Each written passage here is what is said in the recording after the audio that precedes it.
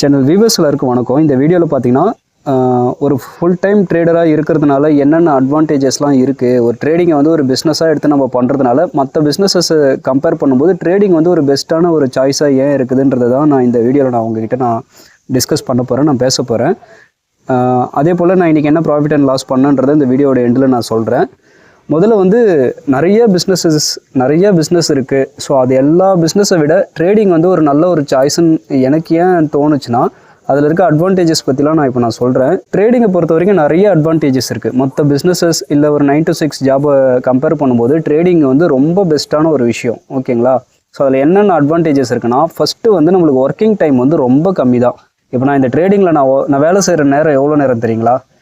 Maximum ஒரு 2லேருந்து ஒரு 4 நிமிஷம் இல்லை 5 நிமிஷம் தான் நான் ஒர்க் பண்ணுற டைமே. இவ்வளோ தான் ட்ரேடிங்கில். ஒரு நிமிஷம் வந்து ஆர்டரை போடுறதுக்கும் ஸ்டாப் லாஸ் போகிறதுக்கும் 1 நிமிஷம் ஆகும், கட் பண்ணுறதுக்கு 1 நிமிஷம் ஆகும், அவ்வளோதான்.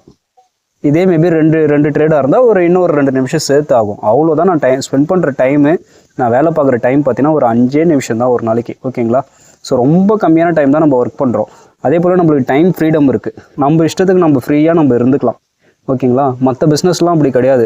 அந்த இடத்துல ப்ரெசன்ஸ் நம்ம இருக்கணும்னா இருந்து தான் ஆகணும், வேலை செஞ்சு தான் ஆகணும். ஆனால் இந்த பிஸ்னஸில் அப்படிலாம் கிடையாது. டைம் ஃப்ரீடம் நிறைய நம்மளுக்கு இருக்குது. நான் ட்ரேட் எடுத்துகிட்டு ஸ்டாப் லாஸ் போட்டுவிட்டு நான் கம்முன்னு மாடு மேய்க்க கூட நான் போயிடுவேன், இல்லை வேறு வேலையை பார்க்க கூட நான் போயிடுவேன். ஃபோனை கையில் எடுத்துகிட்டு நான் போயிடுவேன். அதில் போய்ட்டு ஜஸ்ட்டு நான் வாட்ச் பண்ணிப்பேன் என்ன நடக்குதுன்ட்டு, அவ்வளோதான். ஓகேங்களா? அதே போல் உலகத்தோட நீங்கள் எந்த மூலையில் எந்த இடத்துல எங்கே வேணால் உட்காந்துட்டு நீங்கள் ட்ரேட் பண்ணலாம். உங்கள் கையில் ஒரு நெட் கனெக்ஷனோட நல்ல ஒரு மொபைலு, உங்கள் அக்கௌண்ட்டில் பணம், ட்ரேடிங் அக்கௌண்ட்டில் இது இருந்துச்சுன்னா தாராளமாக நீங்கள் எந்த இடத்துல இருந்து வேணால் நீங்கள் ட்ரேடிங் பண்ணலாம். ஆனால் மற்ற எல்லா பிஸ்னஸஸும் நீங்கள் அந்த மாதிரிலாம் நினச்ச இடத்துலேருந்து உட்காந்துலாம் நீங்கள் பண்ண முடியாது. அதே போல் இன்றைக்கி ஒரு பிஸ்னஸ் நம்ம ஸ்டார்ட் பண்ணோம்னா அதுக்கு பெரிய ஒரு இடம் வேணும், அதை ரெண்டில் எடுக்கணும், அதில் நிறைய எக்யூப்மெண்ட்ஸ் நிறையா வாங்கணும், அதுக்கு நிறைய எம்ப்ளாயீஸை வந்து நம்ம வேலைக்கு எடுக்கணும். அந்த வேலைக்கு எடுக்கிறதுக்குனே ஹியூமன் ரிசோர்ஸ் ஹெச்ஆர்னு ஒருத்தவங்களை வேலைக்கு வைக்கணும். அந்த ஆளுங்களை மெயின்டைன் பண்ணுறதுக்குனே ஒரு ஆளை நம்ம வேலை வைக்கணும். அவங்கள வேலை வாங்குறதுக்குனே வந்து நம்ம சூப்பர்வைசர், மேனேஜர்னு அதுக்கு ஒரு ஆளை வைக்கணும். ஸோ நிறைய எம்ப்ளாயீஸோட சப்போர்ட் இல்லாமல் வந்து நிறைய பிஸ்னஸஸ் வந்து இங்கே ரன் பண்ணவே முடியாது. ஃபுல் அண்ட் ஃபுல் நம்ம வந்து எம்ப்ளாயீஸ் வேலை செய்கிறாங்களா அவங்கள தான் ஃபுல் அண்ட் ஃபுல் நம்ம டிபெண்ட் பண்ணியிருக்க மாதிரி இருக்கும் மற்ற பிஸ்னஸ்லாம்.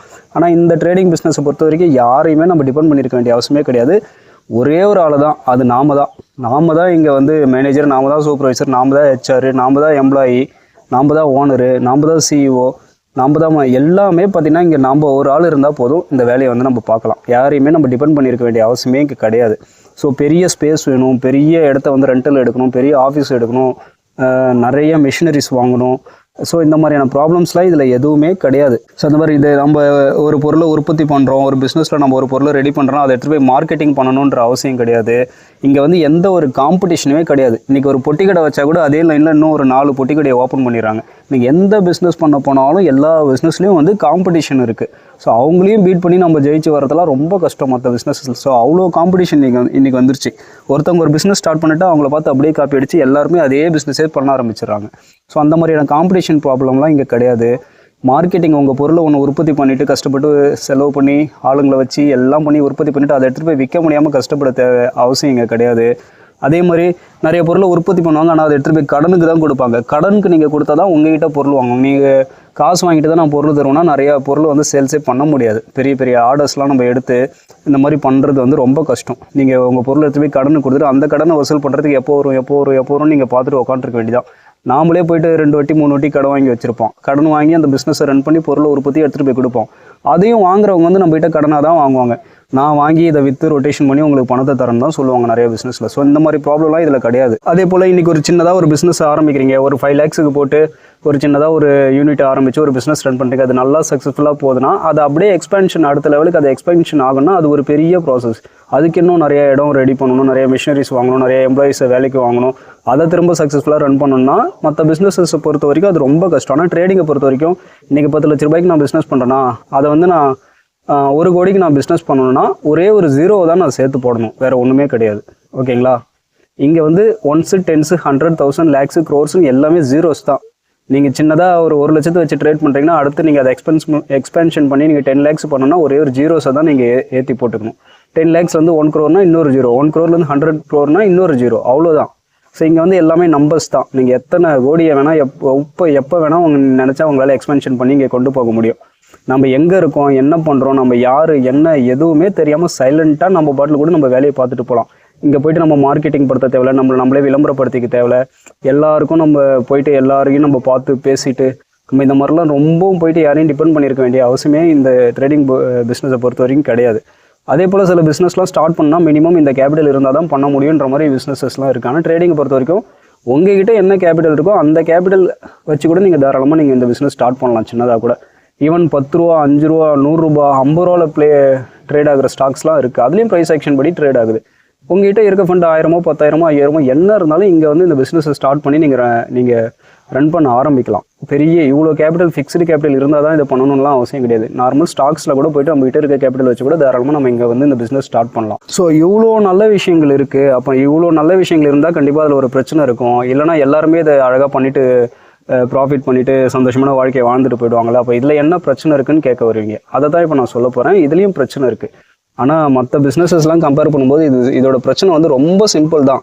ஆனால் அதை வந்து எல்லாமே நம்பிக்கிட்ட தான் இருக்குது. எல்லாமே சைக்கலாஜிக்கல் பிரச்சனை தான், நம்பிக்கிட்ட இருக்க பிரச்சனை தான். நம்பிக்கிட்ட இருக்க பிரச்சனை வந்து அதுதான் பெரிய பிரச்சனையே. இங்கே நாம் நினச்சா இதை சரி பண்ணி நம்ம ஒழுங்காக இதை நம்ம பண்ணணும்னா பண்ணலாம், ஆனால் நம்ம பண்ண மாட்டோம். ஸோ என்ன பிரச்சனை இங்கே இருக்குன்னா, இதை வந்து யாரும் பிஸ்னஸாக இதை வந்து கன்சிடர் பண்ணி இதை பிஸ்னஸாக ட்ரீட் பண்ணுறதே கிடையாது. மற்ற பிஸ்னஸ்லாம் அக்செப்ட் பண்ணி அதை பிஸ்னஸாக ஏற்றுக்கிட்டு அதை ட்ரீட் பண்ணுவாங்க. ஆனால் இதை வந்து பிஸ்னஸஸாக ஏற்றுக்க மாட்டாங்க. அது ஏன் சொல்ல வரேன்னா, இங்கே வந்து ஸ்டாப் லாஸ்னு ஒரு கான்செப்ட் இருக்குது, ப்ராஃபிட்னு ஒரு கான்செப்ட் இருக்குது. இன்றைக்கி ஒரு ட்ரேட் பண்ணுறோம், ஒரு பை செல் பண்ணுறோம், ஒரு கான்ட்ராக்டை வாங்கி வைக்கிறோம். இது வந்து இல்லை ஒரு ஸ்டாக்கை வாங்கி வைக்கிறேன், இன்றைக்கி ஏறும், இதோட ப்ரைஸ் வந்து நான் 100 ரூபாயில் வாங்குறேன், 102 ரூபாய்க்கு போகும்னு நினச்சி நம்ம வாங்குகிறோம்.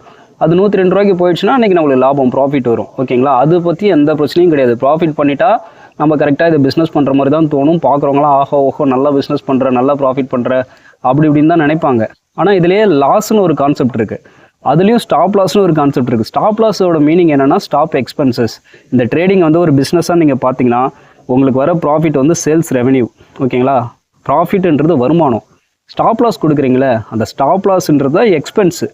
ஸோ எந்த ஒரு பிஸ்னஸுமே வரவும் இருக்கும், செலவும் இருக்கும். செலவு இல்லாத பிஸ்னஸ் எதுவுமே கிடையாது. ஆனால் நீங்கள் ட்ரேடிங் வரும்போது என்ன நினைக்கிறீங்க? லாஸ் பண்ணனா அது ஒரு நெகட்டிவாக நினைக்கிறீங்க. நெகட்டிவான விஷயம். லாஸ் பண்ணிவிட்டு ப்ராஃபிட் பண்ணுற வரைக்கும் நான் ட்ரேடர் நம்ம வெளியே சொல்லுவோம். எல்லோரும் நம்மளை ட்ரேடர் தான் சொல்லுவாங்க. ஆனால் நீங்கள் லாஸ் பண்ணும்போது உங்களை என்ன சொல்லுவாங்க? ஏதோ சூதாட்டத்தில் போயிட்டு இன்றைக்கி பணத்தை விட்டுட்டான் அப்படின்னு தான் மற்றவங்களும் சொல்லுவாங்க. மற்றவங்க சொல்கிறத பார்க்கும்போது உங்களுக்கே ஒரு டைமில் டவுட் வர ஆரம்பிச்சிடும். ஐயோ நம்ம சூதாட்டம் தான் ஆடுறோமா, ஒரு வேளை சூதாடி தான் நம்ம இன்றைக்கி லாஸ் பண்ணிட்டோமா அப்படின்னு நினைப்போம். இதெல்லாம் வந்து பிகினர் இன்டர்மீடியட் ஸ்டேஜில் இருக்கவங்களுக்கு வந்து நிறைய இந்த மாதிரி பிரச்சனைகள் மன ரீதியாக வரும். ஓகேங்களா? இதனால தான் இன்றைக்கி சைக்காலஜி வீடியோவில் கூட நான் சொல்லியிருக்கேன், ஷோ ஆஃப் வந்து யாருக்கும் பண்ணாதீங்க, யாருக்கும் காட்டாதீங்கன்னு. இப்போ நான் வந்து ஒரு 7 வருஷம் ஆயிடுச்சு மார்க்கெட்டுக்கு வந்து, என்னால் வந்து இதை அக்செப்ட் பண்ணிக்க முடியும். எனக்கு இது வந்து நார்மல் தான். எனக்கு தெரியும் ஒரு பிஸ்னஸ் பண்ணுறேன்னா வரவும் வரும், செலவும் வரும். செலவே இல்லாத பிஸ்னஸ் வந்து பிஸ்னஸே கிடையாது. எந்த பிஸ்னஸ் பண்ணாலும் வரவு செலவு கணக்கு இருக்குது. அப்போ நம்ம இந்த ட்ரேடிங்கை வந்து ஒரு பிஸ்னஸாக கன்சிடர் பண்ணால் தான் ஸ்டாப் லாஸ் கொடுக்குறனால வந்து நம்ம எக்ஸ்பென்சஸாக தான் எடுத்துக்கணும். இன்றைக்கி ஒரு 10,000 லாஸ் பண்ணுறோன்னா அந்த 10,000 வந்து இன்றைக்கி நம்ம இந்த பிஸ்னஸ்க்காக செலவு பண்ணியிருக்கோம். அப்போ ப்ராஃபிட் வரும்போது அப்போ மட்டும் நான் சொல்லிடுறோம். இப்போ ப்ராஃபிட் வரும்போது அது லாபம் தானே. அப்போ அந்த லாபத்துலேருந்து ஒரு மாதமோ 2 மாதமோ 3 மாதம் குவார்ட்டர்லி ஒன்ஸோ இல்லை ஆஃப் இயர்லி ஒன்ஸோ இல்லை இயர்லி ஒன்ஸோ கணக்கு பாருங்கள்.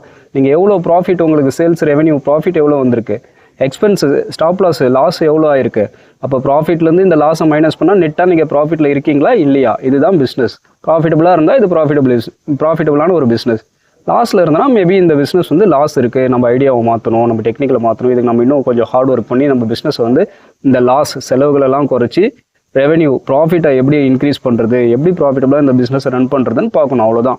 பட் இங்கே எத்தனை பேர் வந்து இந்த ட்ரேடிங்கை வந்து ஒரு பிஸ்னஸாக பார்க்குறீங்க? லாஸ் வரும்போது அது செலவு தான், இந்த பிஸ்னஸ்க்கு நம்ம பண்ணுற செலவு தான், அது செலவே இல்லாத பிஸ்னஸ் எதுவும் கிடையாதுன்றது எத்தனை பேர் உணர்றாங்க? அதை நம்ம எக்ஸ்போஸ் பண்ணி வெளியே காட்டும்போது எத்தனை பேர் வந்து அதை அப்படி பார்க்குறாங்க?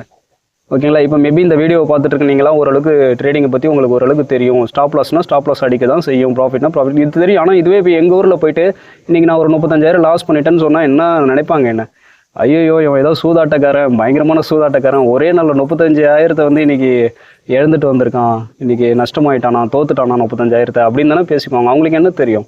அதே மாதிரி தான் முதல்ல நம்மளுக்கு தெரியணும் நம்ம என்ன பண்ணிகிட்ருக்கோம், நம்ம என்ன பிஸ்னஸ் பண்ணிகிட்ருக்கோம், இந்த பிஸ்னஸோட நேச்சர் என்ன எல்லாம் நம்மளுக்கு தெரியணும். அதை தெரிஞ்சு நம்ம பண்ணணும். ஓகேங்களா?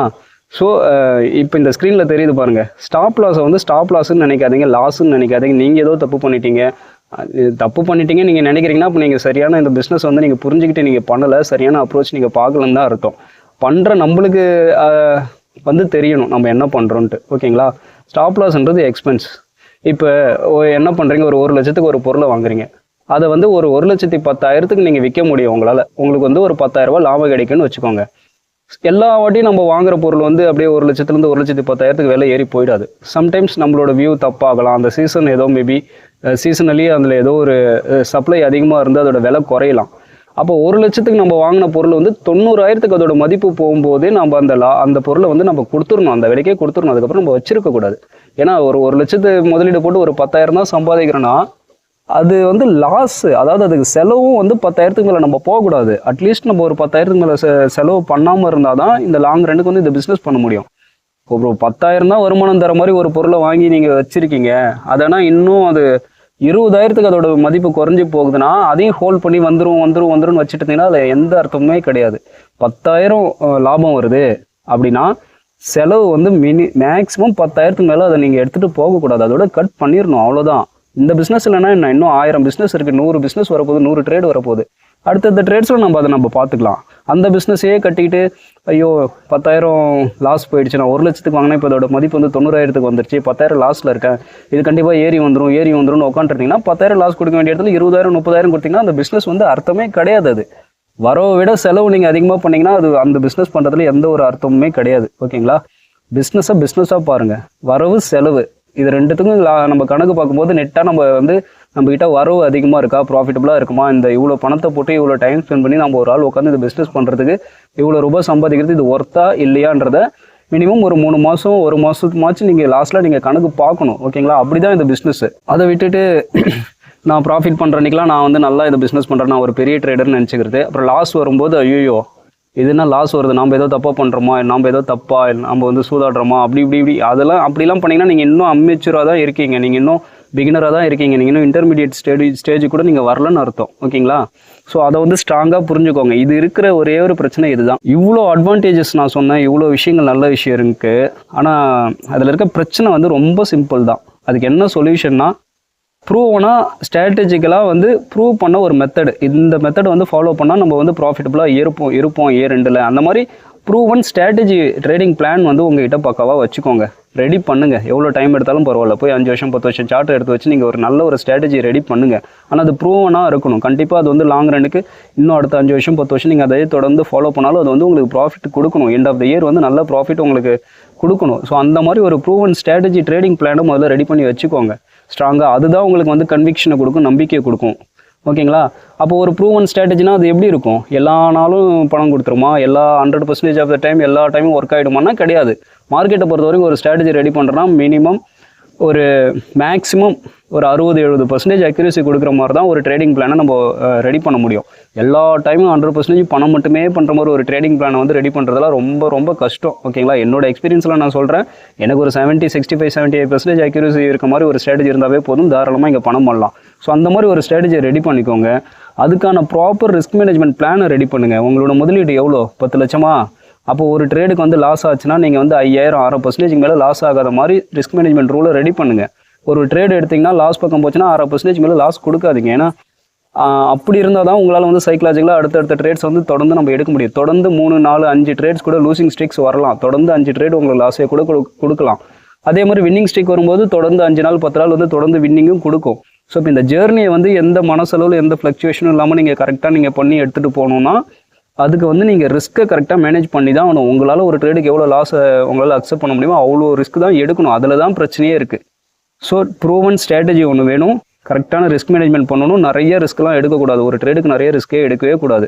உங்களோட கேபிட்டலில் 6% மேலே ரிஸ்க் எடுக்காதீங்க. அப்படின்னு பார்க்கும்போது நீங்கள் 200 ட்ரேட்ஸ் வரைக்கும் நீங்கள் பயம் இல்லாமல் போகலாம் பொறுமையாக. ஓகேங்களா? ஸோ அதனால தான் நான் சொல்கிறேன், இதை லாங் ரன்னுக்கு தான் பார்க்கணும். பிஸ்னஸை வந்து லாங் ரன்னுக்கு பார்க்கணும். இன்றைக்கி ஆரம்பிச்சுட்டு நாளைக்கு பிஸ்னஸ் ஈத்து மூடிட்டு போகிறது கிடையாது. ஒரு பிஸ்னஸில் இறங்கிட்டோன்னா தொடர்ந்து அதில் எப்படியாச்சும் முதல்ல சர்வை பண்ண பார்க்கணும். நம்ம கேபிட்டலை ப்ரொடெக்ட் பண்ணணும், எப்படியாச்சும் அதில் சர்வை பண்ண பார்க்கணும். கேபிட்டலை மட்டும் இழக்கக்கூடாது, அதுதான் ஃபஸ்ட்டு விஷயம். பிஸ்னஸ் பண்ணி ப்ராஃபிட் பண்ணுறோம் பண்ணல, அது அடுத்தக்கட்ட விஷயம்.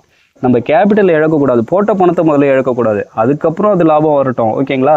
போட்ட பணத்தை இழக்காமல் இருக்கிறதுக்கு என்ன பண்ணணும்? மற்ற பிஸ்னஸ்லாம் நீங்கள் சில பணம் போட்டிங்கன்னா போட்டது தான், அதெல்லாம் வந்து திரும்ப ஒரு மெஷினரிலையோ இல்லை ஒரு அட்வான்ஸோ ஒரு வாடகை எம்ப்ளாயீஸ் கொடுக்குற சம்பளம் இதெல்லாம் வந்து திருப்பி எடுக்கவே முடியாது.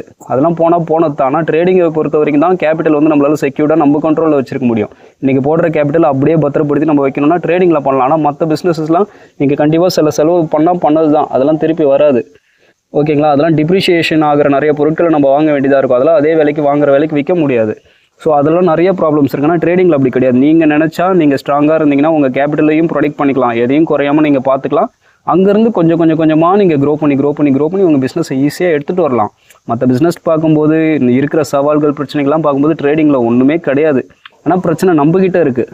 அதை சரி பண்ணணும்னா ஈஸியாக சரி பண்ணலாம். பட் அதுக்கான ஸ்டெப்ஸ் யாரும் எடுக்கிறதுல அந்தளவுக்கு பொறுமை கிடையாது, அந்தளவுக்கு ஒரு புரிதல் இங்கே கிடையாது. ஸ்டாப் லாஸ் ஆகிடுச்சுன்னா அது ஒரு பெரிய குத்தமாக நினைக்கிறது. உடனே அதை ரெக்கவர் பண்ணுறேன்னு எமோஷனல் ஆகி கண்டபடி ட்ரேட் எடுத்து எல்லாத்தையும் அன்றைக்கே லாஸ் பண்ணி வீணாக்கிட்டு போயிடுறது, பிஸ்னஸ் அன்றைக்கே ஷட் டவுன் பண்ணிட்டு போகிறது. அந்த மாதிரி பண்ணக்கூடாது. லாஸ்னால் அதான் சொல்கிறேனே, ஸ்டாப் லாஸ் கிடையாது. உங்கள் பிஸ்னஸில் நீங்கள் கொடுக்குற எக்ஸ்பென்ஸ், அவ்வளோதான். அன்றைக்கி வந்து செலவு. அது கண்டிப்பாக அடுத்தடுத்த நாட்களில் வரவுகளாக உங்களுக்கு கண்டிப்பாக வந்துடும். சரியான ட்ரேடிங் பிளான் நீங்கள் ஃபாலோ பண்ணி சரியான ரிஸ்க் மேனேஜ்மெண்ட்டை ஃபாலோ பண்ணிங்கன்னா கொஞ்சம் நல்லா ஒரு ஸ்ட்ராங்கான ஒரு சைக்காலஜி பில்ட் பண்ணிக்கணும். மனசு அளவில் நம்ம ரொம்ப ஸ்ட்ராங்காக இருக்கணும். ட்ரேடிங்கை பொறுத்த வரைக்கும் சைக்காலஜி தான் இங்கே முக்கியம். மைண்ட் செட்டு, ட்ரேடரோட மைண்ட் செட்டுனா அது ரொம்ப ஸ்ட்ராங்காக வச்சுக்கணும், அவ்வளோதான். ஒவ்வொரு நாளும் நம்ம பிளானை வந்து எக்ஸிக்யூட் பண்ணிகிட்டே இருக்கணும். கன்சிஸ்டன்சி ரொம்ப முக்கியம். கரெக்டாக பண்ணிகிட்டே இருக்கணும். ஓகேங்களா? ஸோ இவ்வளோ தான், ரொம்ப சிம்பிளான விஷயம். 3 விஷயம் தான். மனசளவில் நம்மளுக்கு கொஞ்சம் நல்ல தைரியமும் கன்சிஸ்டன்சியும் இருந்தால் போதும், டிசிப்ளினாக இருந்தால் போதும். இங்கே நம்ம பணம் பண்ணிடலாம். அதை மாதிரி ட்ரேட் பண்ணணும்னா அப்போ ஒரு நம்பிக்கை வேணும். எந்த நம்பிக்கையில் நீங்கள் பண்ணுவீங்க? உங்கள் ட்ரேடிங் பிளான் கரெக்டாக இருக்கணும். உங்ககிட்ட 5 years 10 years டேட்டா வச்சு நீங்கள் ஸ்ட்ராட்டஜி ரெடி பண்ணி நீங்கள் கன்விக்ஷனாக இருந்தால் மட்டும்தான் இந்த ட்ரேடிங் டிசிப்ளின்ன்றதும் உங்களுக்கு வந்து கொஞ்சம் கை கொடுக்கும். ஓகேங்களா? Strategy, risk management, trading psychology, அவ்வளோ. இது 3 விஷயத்தில் கவனத்தை செலுத்தி கொஞ்சமாக உங்களை இம்ப்ரூவ் பண்ணிங்கன்னா இந்த பிஸ்னஸை தாராளமாக பண்ணலாம். இதை விட ஒரு பெஸ்ட்டான பிஸ்னஸ் இந்த உலகத்தில் இல்லைன்னு நம்ம சொல்லுவோம். அந்த அளவுக்கு வந்து இதில் அவ்வளோ அட்வான்டேஜஸ், அவ்வளோ நல்ல விஷயங்கள் இருக்குது. பட் அதை வந்து எல்லாருமே அதை தப்பாக பண்ணி சொதப்பி தேவையில்லாமல் எமோஷனல் பண்ணி அது பண்ணி இந்த பிஸ்னஸே வந்து ஒரு தப்பான ஒரு பிஸ்னஸ், கேம்லிங்கிற மாதிரியே எல்லாருமே ப்ரொஜெக்ட் பண்ணிட்டாங்க இதை. ஆனால் அவ்வளோ பிரச்சனை வந்து பிஸ்னஸில் கிடையாது, எல்லாமே நம்மகிட்ட தான் இருக்குது. நம்ம எப்பயுமே தான் நம்மளோட தப்பு ஒத்துக்கவே மாட்டோமே. எது மேலே யார் மேலே தூக்கி பழிய போடலான்றதுன்னு பார்ப்போம். அதுதானே நம்மளுக்கு ஈஸி. நம்ம தப்பு நம்ம ஒத்துக்கிட்டு அதுக்கான ரெஸ்பான்சிபிள் எடுத்துக்கிறதுக்குலாம் இங்கே எத்தனை பேர் நம்ம ரெடியாக இருக்கோம்? யார் மேலேயா பழி போடலாமா, எது மேலேயா தப்பு சொல்லிடலாமா, அவங்களால தான் இதாச்சு, இவங்களால தான் இதாச்சு, அந்த நியூஸால் தான் இந்த ஆச்சு, இதுவால் இப்படி ஆச்சு அப்படி ஆச்சுன்னு யார் மேலேயா பழி போட்டு போகிறதுன்னு இங்கே ஈஸி. நம்ம ரெஸ்பான்சிபிள் எடுத்துட்டா தானே நம்ம உருப்பிட்டு நாம் நல்லபடியாக வளர்ந்து வர முடியும். அதை யார் பண்ணுறா?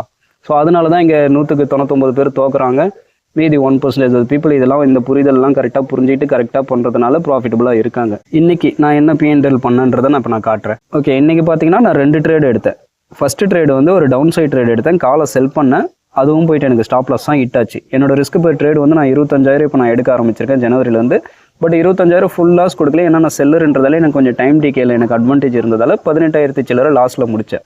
ஸோ அடுத்து 2வது ஒரு ட்ரேடு நான் புட்டை செல் பண்ணேன். அப்சைட் ட்ரேட் நான் மாற்றி நான் இன்னொரு ட்ரேடு நான் எடுத்தேன். பட் அதுவுமே பார்த்தீங்கன்னா எனக்கு போயிட்டு லாஸ் தான் புக் பண்ண வேண்டியதாக இருந்துச்சு. அது வந்து 25,000 லாஸ் கொடுக்க வேண்டிய இடத்துல எனக்கு ஒரு 16,000 சில்லரை லாஸில் முடிஞ்சிருச்சு. ஸோ 2 ட்ரேடுமே இன்றைக்கி லாஸ் தான். நெட்டாக பார்த்தீங்கன்னா இன்றைக்கி என்னோட லாஸ் 35,698. இதை வந்து சொல்கிறதுல எனக்கு எந்த ஒரு அசிங்கமோ எந்த ஒரு தாழ்வு மனப்பான்மையோ, எல்லோரும் எனக்கு கேவலமாக நினைப்பாங்க, எல்லோரும் என்ன ஒரு ஜோக்கராக பார்ப்பாங்க, எனக்கு வந்து பிழைக்க தெரியாதவன், எனக்கு வந்து ட்ரேடிங்கே பண்ண தெரியாது, 35,000 ஒரு நாளைக்கு லாஸ் பண்ணி வச்சுருக்காங்க, இவனா மனுஷனா அப்படின்ற மாதிரி யார் என்ன நினச்சாலும் அதை பற்றி எனக்கு கவலையே கிடையாது. ஏன்னா என்கிட்ட வந்து ஃபுல் கன்விக்ஷன் இருக்குது, என்கிட்ட டேட்டா இருக்குது. நான் வந்து full and full back test பண்ணியிருக்கேன். தொடர்ந்து 4 நாள் 3 நாள் 5 நாள் கூட எனக்கு லூசிங் ஸ்டிக்ஸும் வரும், லாஸஸும் நான் ஃபேஸ் பண்ணுவேன். அதே மாதிரி தொடர்ந்து 10 நாள் 12 நாளைக்கு எனக்கு தொடர்ந்து ப்ராஃபிட்டும் வரும், தொடர்ந்து வின்னிங் ஸ்டிக்ஸையும் நான் ஃபேஸ் பண்ணுவேன். ஸோ எல்லாமே என்கிட்ட டேட்டா இருக்குது, என்கிட்ட ப்ரூவன் ஸ்ட்ராட்டஜி இருக்குது, என்கிட்ட கரெக்டான ரிஸ்க் மேனேஜ்மெண்ட் ப்ராப்பர் பிளான் இருக்குது, என்கிட்ட நல்ல ட்ரேடிங் சைக்காலஜியும் இருக்குது. ஸோ என்னால் இதை வந்து கன்சிஸ்டண்ட்டாக இந்த ஜேர்னியை வந்து கம்ப்ளீட் பண்ணி டெய்லியும் என்னால் ட்ரேட் எடுத்து என்னால் பண்ண முடியும். லாஸஸ் வந்தால் அதை என்னால் வந்து இந்த பிஸ்னஸ்க்கு நான் கொடுக்குற செலவாக ஒரு எக்ஸ்பென்ஸாக என்னால் அதை கன்சிடர் பண்ணி பார்க்க முடியும். ஓகேங்களா? ப்ராஃபிட் வர அன்றைக்கி அது வந்து நான் பண்ணுற பிஸ்னஸ்க்கு எனக்கு கிடைக்கிற ப்ராஃபிட்டு, அதுதான் என்னோட ரெவென்யூ அப்படின்ற மைண்ட் செட்டு எனக்கு இருக்குது. அதனால் என்னால் இதை தைரியமாக பண்ண முடியும். ஓகேங்களா? இதில் வந்து எனக்கு எந்த ஒரு அவமானமோ எந்த ஒரு எதுவும் கிடையாது. அப்படி நினச்சனா தான் நான் இந்த பிஸ்னஸை தப்பாக பண்ணுறதா எனக்கு அர்த்தம். என்னை பொறுத்த வரைக்கும் நான் பண்ணுற பிஸ்னஸ் கரெக்டாக தான் நான் பண்ணிகிட்ருக்கேன். இப்போ வரைக்கும் நெட்டாக நான் ப்ராஃபிட்டபுளாக தான் இருக்கேன். ஓகேங்களா? நான் நவம்பர் 10th தான் நான் ஆரம்பித்தேன். என்னோட கிட்டத்தட்ட ஒரு 4 மாதமாக நான் யூடியூப் பார்க்கவும் வரல, எதுவும் வரல. ஃபுல் அண்ட் ஃபுல் நான் ரிசர்ச் அனலைசிஸ் நிஃப்டியை தான் ஃபுல் அண்ட் ஃபுல் நான் ஃபுல்லாக ஹார்ட் ஒர்க் போட்டு நான் பண்ணிகிட்டு இருந்தேன். அது எல்லாத்தையும் கம்ப்ளீட் பண்ணிவிட்டு நவம்பரில் ஸ்டார்ட் பண்ணால் டிசம்பர் வரைக்கும் ஒரு 10,000 நான் ரிஸ்க் எடுத்து தான் நான் ட்ரேட்ஸ் பண்ணிகிட்டே வந்தேன். இப்போ தான் ஜனவரியில் எனக்கு ஃபுல் கன்விக்ஷன் வந்ததால் 25,000 ரிஸ்க் பை ட்ரேட் எடுத்து இப்போ நான் பண்ணிகிட்ருக்கேன். ஓகேங்களா? ஸோ இப்போ இந்த ஸ்க்ரீனில் பார்த்தீங்கன்னா நான் நவம்பர் 10th நேற்றுக்கு 6th January வரைக்கும் நான் P&L நான் இங்கே எடுத்து வச்சுருக்கேன். கிட்டத்தட்ட 95,800 ரூபா வந்து நான் ப்ராஃபிட்டபுளாக தான் இருக்கேன். அதில் இன்றைக்கி நான் ஒரு 35,000 எடுத்து 95,000 எனக்கு ரெவன்யூ வந்திருக்கு, நான் ப்ராஃபிட் வந்திருக்கு. அதிலேருந்து இன்றைக்கி ஒரு 35,000 எடுத்து நான் செலவு பண்ணியிருக்கேன் பிஸ்னஸ்க்காக. அவ்வளோதான். இப்போ நெட்டாக நான் ஒரு 60,000 ப்ராஃபிட்டில் தான் இருக்கேன். இன்றைக்கி நான் செலவு பண்ண இந்த அமௌண்ட்டு கண்டிப்பாக சொல்கிறேன், அடுத்தடுத்த நாட்களில் பிஸ்னஸ் நான் ப்ராஃபிட்டபுளாக பண்ணும்போது தானாக அது எனக்கு ரெவன்யூவாக வந்துடும். அதில் எனக்கு எந்த டவுட்டும் கிடையாது. ஓகேங்களா? ஸோ நான் இப்படி தான் பார்க்குறேன், இந்த மைண்ட் செட்டில் தான் நான் ட்ரேட் பண்ணுறேன். அதனால தான் என்னால் இது ஒரு பிஸ்னஸாக கன்சிடர் பண்ணி என்னால் இதை கொண்டு போக முடியுது. ஸோ முடிஞ்ச வரைக்கும் உங்கள் மைண்ட் செட்டை இந்த மாதிரி ப்ரிப்பேர் பண்ணிக்கோங்க. லாஸ் இல்லாத செலவு இல்லாத பிஸ்னஸ் எதுவும் கிடையாது. வரவு செலவு ரெண்டும் தான் இருக்கும். செலவை விட வரவு நம்ம அதிகமாக பண்ணோன்னா நம்ம நல்ல ஒரு பிஸ்னஸ் மேன், நம்ம நல்ல பிஸ்னஸ் கரெக்டாக பண்ணுறோன்னு அர்த்தம்.